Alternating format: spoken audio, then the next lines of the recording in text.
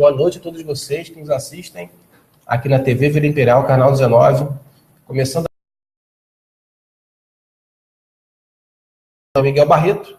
Eu estou aqui todas as terças-feiras, às 7h30 da noite, ao vivo, dando continuidade ao nosso trabalho. Eu sempre digo aqui que é de informação, de compartilhamento de discussões, de debates, de temas polêmicos, né, que são apresentados aí para análise da nossa sociedade. E muitas das vezes a falta de uma informação mais precisa, né, uma falta de uma informação, né, mais fundamentada acaba impedindo ou criando entraves ao entendimento de certas situações importantes para todos nós, né?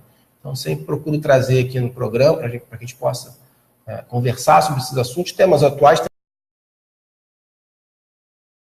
mas, ao mesmo tempo, são temas que demandam uma análise de um especialista, de alguém, de fato, que tem experiência naquela área, né, que vive o dia a dia daquele problema, para que a gente possa reunir esses dados, essas informações, a partir de tirar nossas próprias conclusões, né, sobre os temas que são afetos a toda a sociedade, né?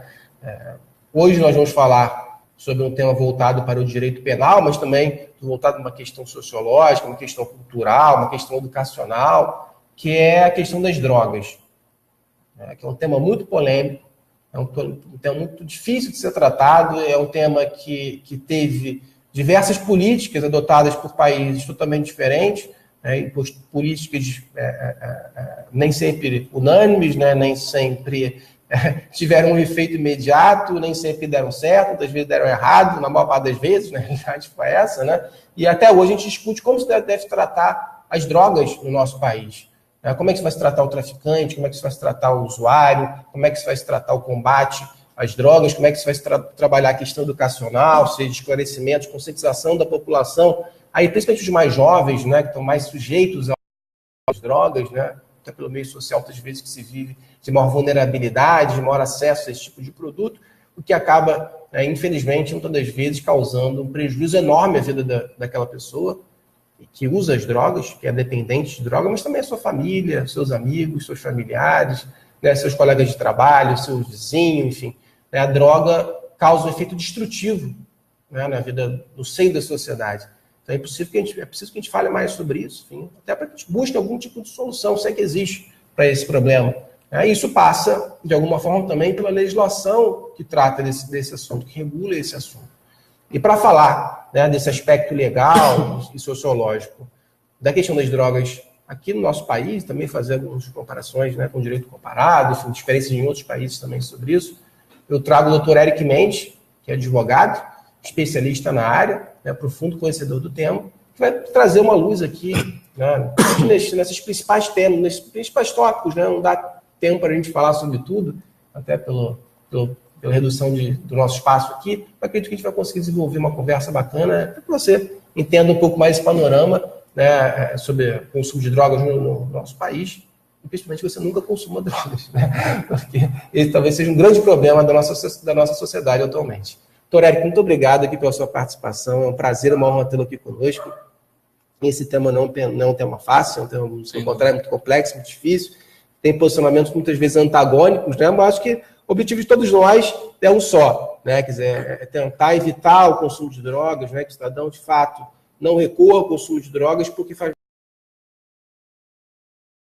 o Estado, né? É um problema muito sério. A gente vai abordar aqui alguns temas, mas certamente você vai poder explicar um pouco melhor, né? Como é que o Brasil, como o nosso Estado, trata a questão das drogas. Muito obrigado pela sua presença. Sem dúvida. Boa noite a todos, telespectadores. Agradeço ao Miguel a oportunidade de estar aqui expondo esse tema que é de muita polêmica e muita relevância aí na sociedade atual, principalmente na sociedade petropolitana.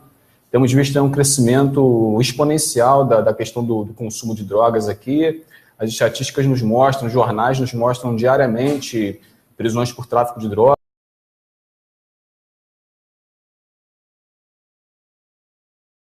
Relacionados aí ao crescimento exacerbado do tráfico hoje em nossa sociedade.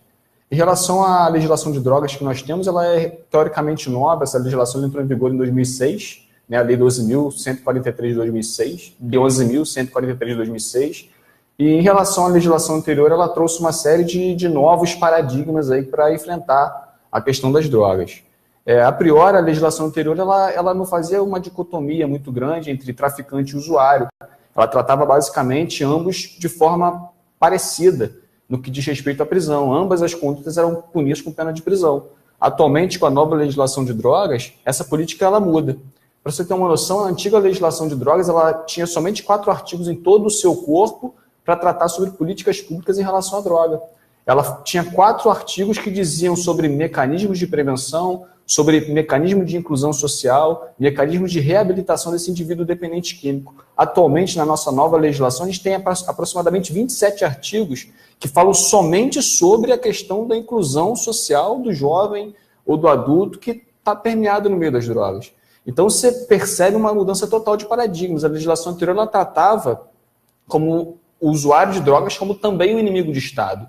Hoje em dia, a legislação ela trata o usuário de drogas como um problema de saúde pública. Tanto é que a Anvisa já reconhece a questão do vício em drogas como uma patologia clínica, que merece, inclusive, um tratamento adequado, quer seja de internação, quer seja medicamentoso.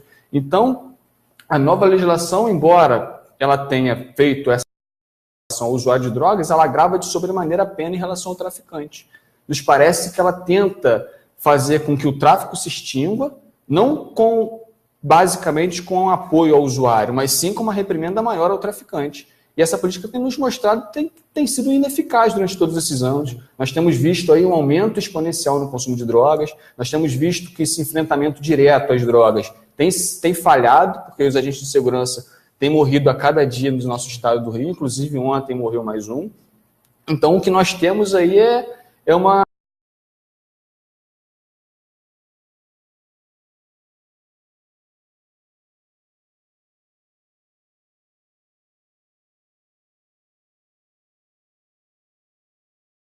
chegado a lugar algum.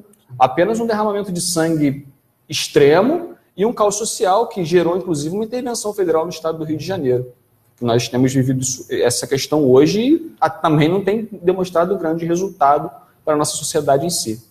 A gente vai falar um pouquinho mais desse tema mais para frente. Queria que você só citasse aqui uma coisa que eu acho muito interessante, né, que é essa mudança de viés, né, de um viés punitivo para um viés mais de tratamento daquele dependente, né, ou seja, não só afastar novos usuários, mas também tratar aquele usuário para que ele não drogas. E para isso o governo, né, através do Poder Executivo, principalmente através da Anvisa, né, que é a Agência Nacional de Vigilância Sanitária, ele regula o que seria ou não uma substância entorpecente punível pela lei, cujo tráfico, né, seria punível pela lei, o que permite o Estado traçar uma política, né, de fato, daquelas substâncias que ele entende ou não que poderiam ser punidas, né, pelo tráfico de drogas. Mas também, ao mesmo tempo, por ser uma norma muito em aberto e com um tratamento não muito definido, de forma objetiva, a própria autoridade, muitas vezes, também não consegue conceituar o que seria o traficante, o que seria o usuário. Isso, muitas vezes, também, essa relação, né, autoridade e cidadão acaba se tornando promíscua, né? Muitas vezes, infelizmente, né, a autoridade acaba se utilizando desse caráter subjetivo, né, para atos de corrupção, que a gente sabe no dia a dia, enfim, né, para exigir propina, poder descaracterizar aquele crime em virtude de uma apreciação que não é tão objetiva. Existe alguma forma, né, da legislação em clarificar o que de fato seria o usuário, o que seria o traficante, né, o consumo de tantas gramas ou não, a utilização de tantas gramas ou não? Quer dizer, como é que a lei poderia regular isso para evitar essa dicotomia, esse campo cinzento, né, que difere o usuário do traficante? Em relação à primeira pergunta, no que diz respeito ao que seria droga, a definição legal de droga, a Lei 11.343 ela traz um conceito jurídico um tanto quanto indeterminado. Ela diz que droga é tudo aquilo que é capaz de trazer uma dependência psíquica, uma dependência física, uma dependência química ao indivíduo. Ou seja, aquilo que uma vez ele tenha contato, facilmente ele não deixaria de tê-lo mais. E o que vem a dizer, a regulamentação que vem a dizer o que realmente é droga de fato é a Portaria 344 da Anvisa, de 1998. O Poder Executivo, através da Agência Nacional de Vigilância Sanitária, um órgão do Ministério da Saúde, que vai dizer o que seria droga, o que é droga. O Poder Executivo ele tem essa autonomia de regulamentar e dizer o que vai ser droga, quais são as substâncias que vão se encaixar nesse rol de drogas para que seja passivo de uma reprimenda penal. E no primeiro momento você percebe que, até por conta da facilidade que o Poder Executivo tem, através de uma portaria, aditar ou não uma portaria, é muito mais fácil do que você fosse fazer isso através de um processo legislativo, uma aprovação de uma lei ordinária. Então o Poder Executivo, diariamente, ele atualiza essa lista, inserindo drogas sintéticas que surgem no mercado a todo momento, drogas mais pesadas, ele sempre faz essas atualizações. No primeiro ponto, então, é importante dizer que quem diz o que é droga ou não não é o poder legislativo, mas sim é o poder executivo que vai dizer o que é droga. Em relação à segunda questão de o que diferencia a questão do porte de drogas para consumo e o tráfico de drogas, única e exclusivamente um critério da autoridade policial, quando analisar a situação de flagrância, e o magistrado, quando tiver de posse dessa situação. É bem da verdade que o indivíduo cigarro de maconha, dependendo da situação de fato que ele se encontra, aquela situação que ele está pode se caracterizar uma situação de traficância de drogas. E, em contrapartida, um indivíduo que transporta no ônibus uma placa de maconha de aproximadamente 50 a 100 gramas, pode ser que ele seja caracterizado naquela situação como um usuário de drogas. Então, o critério para definição hoje, como você bem disse, hoje o critério é basicamente subjetivo. Vai ser da autoridade policial e vai ser do magistrado quanto da apreciação daquele flagrante. E, tecnicamente, hoje a gente tem audiência de custódia no estado do Rio de Janeiro, que acontece em Benfica, no centro de detenção do Frederico Marques. Ficou famoso recentemente. Também famoso. Recebendo gente famosa lá. Tem recebido uma série de ícones da política do estado do Rio de Janeiro. Então, inclusive aqui de Petrópolis também. Inclusive de Petrópolis. Basicamente, lá na audiência de custódia, o magistrado de plantão, ele vai estar averiguando essa questão do flagrante e fazendo essa diferenciação com cunho totalmente subjetivo, porque a legislação não dá um parâmetro mínimo de quantidade, quer seja da maconha, quer seja da cocaína, que caracterize tráfico ou uso. Então, hoje, o sistema fica totalmente vulnerável, porque situações similares, dois indivíduos são pegos, cada um com cigarro de maconha, e pode ser que um se enquadre no tráfico de drogas e o outro se enquadre na questão da posse para consumo de drogas, contido no artigo 28 da Lei Penal, que por si só não gera pena de prisão, uma conta que pela doutrina e pelo próprio STF ela é despenalizada. É crime portar um cigarro de maconha, é crime portar uma cápsula de cocaína, contudo, a conta é despenalizada, ele não sofre uma sanção penal por conta desse porte. É interessante esse teu comentário, eu já engato aí uma segunda pergunta. De fato, a legislação no Brasil ela vem sempre com uma tendência de endurecimento, né, em relação ao tratamento das drogas. Inclusive, na legislação chegou a considerar, né, o tráfico um crime hediondo. E, por outro lado, o Poder Judiciário sempre relativizava um pouco a aplicação dessas penas, né, declarou inconstitucional o caráter hediondo do tráfico. Né, agora também existe uma discussão sobre o próprio artigo 28, que pode ser declarado inconstitucional. Então, a gente vê um movimento legislativo de endurecimento da punição e, por outro lado, um movimento do Poder Judiciário de flexibilização dessa punição ao tráfico de drogas. Né?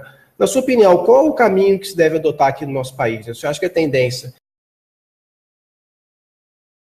criminalização do consumo de drogas, como, por exemplo, a maconha, né, que é um tema mundial, ou você acha que a tendência é de um recrudescimento, né, de um agravamento dessas punições como uma forma de combate ao tráfico? Em primeiro plano, a gente tem visto que o STF ele tem praticado o que a gente chama no direito de ativismo judicial. O STF ele tem a cada dia se imiscuído mais em situações políticas e situações legislativas do que propriamente a realização do seu mistério constitucional, que seria julgar de acordo com a Constituição para saber se as legislações ou se as sentenças estão de acordo com a Constituição.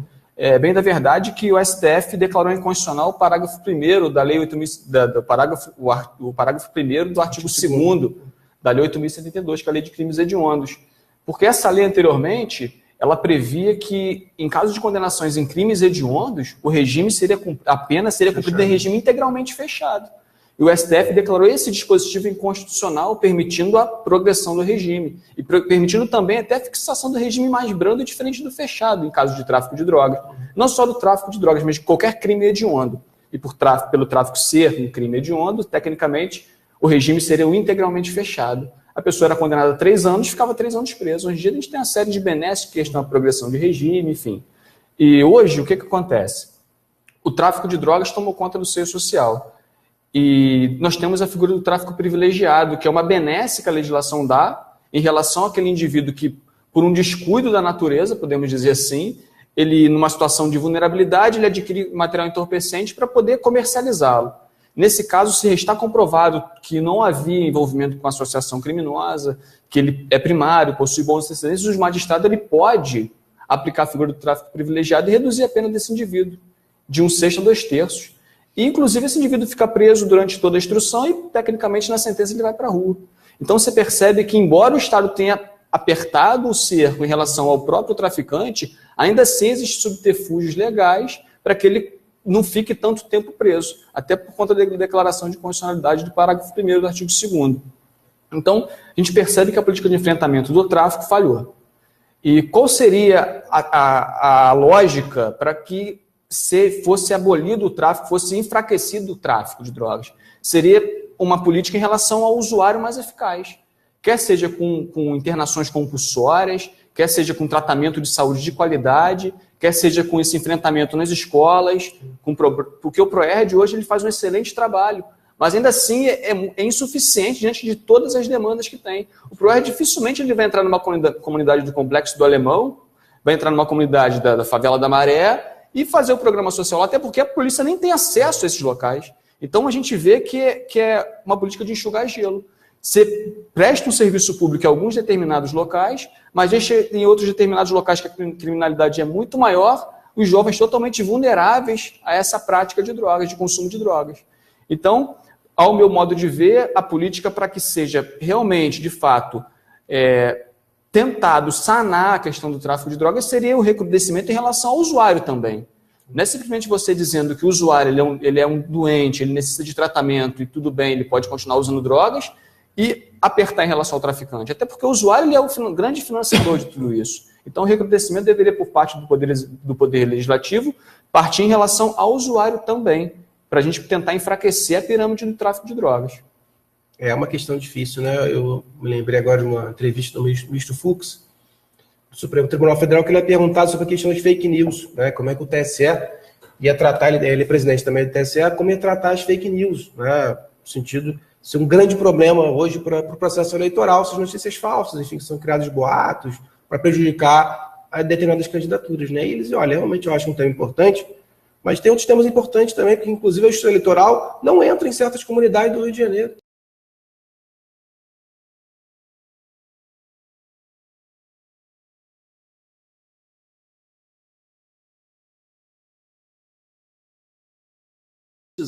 Né, principalmente os jovens, né, que ele não deve entrar no tráfico de drogas, que ele não deve consumir drogas, que ele tem que buscar outro caminho. Se o Estado não dá ele oportunidade para sair daquela vida, realmente fica difícil você tratar isso, porque infelizmente, o que a gente vê hoje na realidade, que essa população que é presa é a população negra, é a população da comunidade, é a população pobre, é a população que não tem acesso à educação, não tem acesso à cultura, não tem acesso à saúde, saneamento básico, né, quer dizer, direitos básicos realmente de cidadania, e acabam entrando nesse mundo do crime e são encarcerados. A gente vive uma grande crise carcerária por conta disso. Uma grande parte dos presos são presos por tráfico de drogas. Né? Então é um ciclo vicioso que é difícil, né, Érica, da gente conseguir sair. Né? Quer dizer, é sempre aquele mesmo alvo. Né? O traficante tem o mesmo perfil, o usuário também. Enfim, o usuário não consegue parar de usar, o traficante também não tem outra vida para poder sair. E a gente não consegue buscar uma solução. Por mais que se invista dinheiro. De fato, a intervenção do Rio, e temos aí já 4, 5 meses de intervenção, a gente não vê resultados práticos. Né, de fato, uma mudança no perfil da violência. Então, isso é um problema muito sério, né? Inclusive, aí fica a minha pergunta, né? Quer dizer, vários países do mundo adotaram políticas diferenciadas em relação a isso. Alguns países endureceram a punição, outros países permitiram a legalização das drogas, né? Em alguns lugares deu certo, outros não. Por exemplo, na Holanda deu certo, em Portugal vem dando certo, mas no Uruguai não deu. Né? Então, assim, na sua opinião, qual seria o melhor caminho? Né? Existe um meio termo, né? Existe uma diferença cultural, educacional, a forma de se abordar o assunto. Qual seria o melhor caminho para a nossa sociedade se livrar dessa tragédia das drogas? Nós podemos pegar 2 exemplos aí, um em cada extremo da ponta, um em cada extremo da situação. A gente tem a Indonésia, que tem uma política de tolerância zero contra as drogas. Lá, qualquer quantidade de droga ela é punida com pena de morte. Uhum. E uma situação como a da Holanda, que é a grande capital mundial do consumo de drogas, que é Amsterdã. Então, a gente pode pegar as 2 situações. Há movimentos que dizem que a liberação total ela é o melhor caminho e ser tratada a droga no sentido de conscientização de que o indivíduo use as drogas no cunho recreativo. E, em contrapartida, nos países mais conservadores, como é o caso da Indonésia, a repressão é total. Eles entendem que a droga ela é a porta de entrada para uma série de outras drogas e para toda uma criminalidade que através das drogas, aquele indivíduo vai começar a conhecer.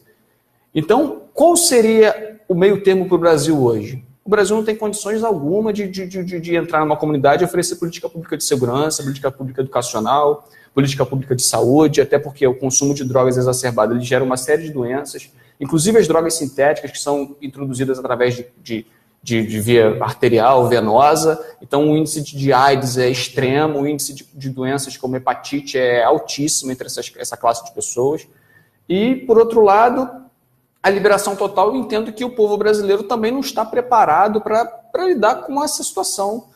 Uma vez que não resolveria o problema também, seria algo paliativo demais, seria o Estado realmente dizendo que a política dele não deu certo, que ele fracassou e não quer mais saber daquele assunto, tocando agora para a sociedade decidir o que ela faz.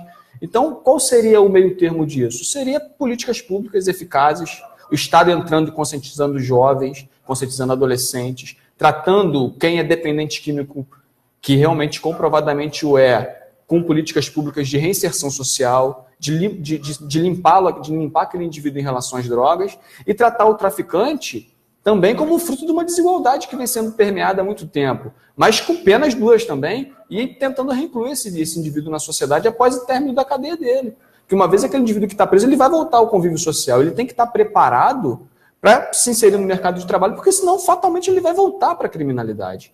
Então seria basicamente 2 grandes princípios: a reinserção do indivíduo que foi condenado por tráfico de drogas e o trabalho enquanto jovem, enquanto moço daquele outro indivíduo que está vivendo como satélite no mundo das drogas, para que ele não entre nesse mundo, porque uma vez que ele entra, o Estado ele vai encarcerar e não vai ter esse jovem. Então, tudo passa pela política pública. Com certeza, eu me lembrei também aqui de um brasileiro que foi penalizado com a pena de morte, né, na Indonésia por ter feito tráfico de drogas. E aí foi feito um documentário dos últimos meses de vida dele, últimos dias de vida e tal, justamente para, enfim, ficar registrado, né, esse fato. E aí uma coisa que me chamou a atenção é que ele consumia drogas dentro da prisão. Além de ser traficante, ele era viciado. E quem fazia o tráfico de drogas dentro da prisão era o agente público, que eram os carcereiros.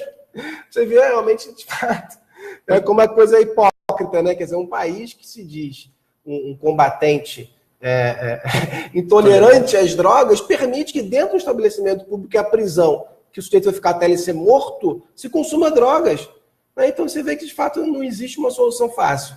Né? Quer dizer, mais você endureça, né, que você queira, de fato, combater, né, aquela prática de uma forma muito rigorosa, o consumo sempre vai acontecer. Inclusive, as pessoas estão no corredor da morte para ser morto, mas consomem droga dentro da prisão, né, do país que realmente visa combater a prisão. Então faz o menor sentido. Um problema também grave, né, que é gerado, Eric, por essa questão do consumo de drogas, é o encarceramento, o grande encarceramento de jovens, né, que tem esse perfil que a gente já colocou aqui. Né? Quer dizer, como o Estado pode lidar com isso? Porque isso gera também crise no sistema carcerário e prisional. A gente vive aí, todo mês praticamente tem uma revolta, enfim, presos são mortos, tem fugas em massa, destruição de cadeias. Né? Como é que o Estado pode lidar com isso? Né? Quer dizer, evitar esse...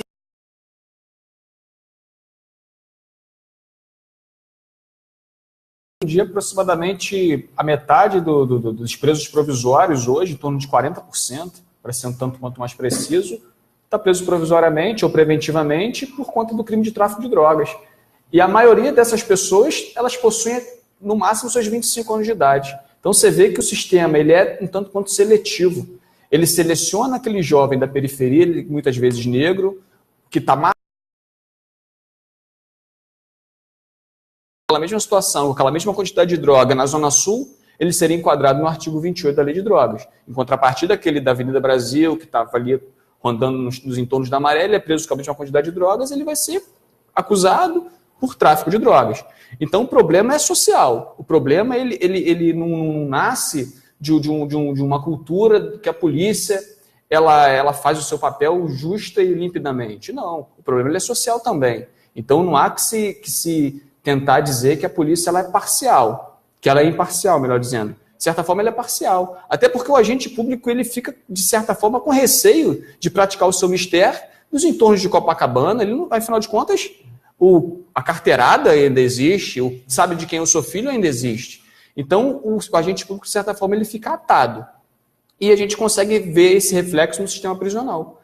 Que é o grande retrato quando o advogado que milita nessa área criminal ele chega em um presídio, você percebe que você praticamente só vê jovens ali, de no máximo 25 anos, que estão no tráfico por muito tempo, ou então porque entraram no tráfico há pouco tempo para um desemprego, por conta de uma ausência de oportunidade, por conta de uma ausência de estudo, que ele mesmo não quis procurar, querendo uma vida mais fácil. Então, qual seria o problema hoje?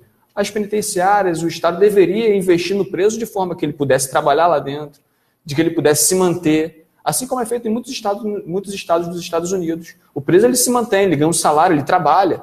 Só que a Constituição ela veda a pena de trabalho forçado atualmente. Então seria algo para que fosse repensado essa questão. Embora a discussão que isso seja uma cláusula pétrea,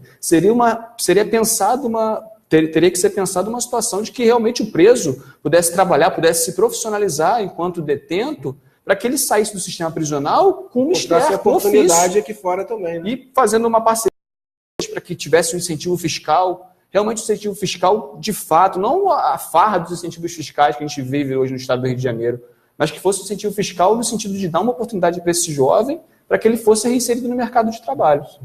Com certeza. Doutor Éric, chegamos aqui ao final do nosso programa. Agradeço muito as suas considerações. De fato, é um tema muito difícil, muito polêmico. A gente está anos-luz de buscar uma solução disso, mas, como a maior parte dos temas que a gente discute aqui, né, a solução mais a curto, médio e longo prazo é sempre a educação. Quer dizer, se o Estado, de fato, priorizasse a educação, a conscientização, né, a busca por melhores condições de vida para todos nós, esse problema seria superado e a gente evitaria muitos problemas que a gente vive hoje. Mas parece que, de fato, a posição do Estado ou é populista da sociedade para aquele problema, né, ou, de fato, é política no sentido, né, disso, né, de você dar incentivo para quem não deve dar, né, investir onde não deve investir, né, possibilitar a corrupção, né, de grandes corporações, de grandes empresas, né, em benefício próprio. Então, de fato, a gente tem um grande problema estrutural e que perpassa pela política educacional, né, que seria muito importante para a gente avançar nessa temática, o que não acontece hoje. Mas a gente espera com isso, né, que você, cidadão, também, né, possa ter esse aspecto de espírito crítico, né, e buscar dentro da sua sociedade, da sua comunidade, com o seu filho, né, com os amigos do seu filho, na escola, né, fazer esse papel de conscientização, né, e assim que a gente possa buscar um mundo aí mais justo, mais igualitário para o futuro. Agradeço muito a você pela participação. Fica aí 30 segundos para as suas considerações finais. Agradeço muito a oportunidade aqui de esclarecer assim, brevemente esse tema tão complexo, que até então é um tema totalmente indefinido aí para os legisladores brasileiros. Eles mesmos sabem o que eles vão traçar daqui em diante, tendo em vista que a intervenção federal falhou, a Polícia Militar falhou, a Polícia Civil falhou, os órgãos de segurança pública falharam como um todo. Então o problema passa pela educação. É preciso se conscientizar, e as eleições estão aí à porta, que nós possamos nos conscientizar em relação a isso, escolher aquele candidato com a melhor proposta, com a proposta basicamente educacional, para que nós possamos aí tentar realmente mudar essa situação que nos assola nesse momento, que é o tráfico de drogas, que, sem dúvida nenhuma, pode ser considerado a porta de entrada para todo o resto da criminalidade. Com certeza. Doutor, muito obrigado novamente pela sua participação. Todos vocês que nos assistiram, né, ou pegaram aqui já no finalzinho do programa, ou queiram nos assistir novamente, esse programa vai ser inserido agora na internet, no site, na página do Facebook, TVI19, tudo junto, TVI19. Daqui a 2 minutinhos já está lá no Facebook, então quem quiser compartilhar, curtir, assistir novamente, indicar para amigos, familiares, quiser curtir nosso programa, vai ficar lá na nossa página do Facebook. Agradeço a todos vocês também que nos acompanharam aqui mais uma noite na TV Vila Imperial. Fica marcado nosso encontro na próxima terça-feira, também às 7h30 da noite, ao vivo. Forte abraço a todos e até a próxima.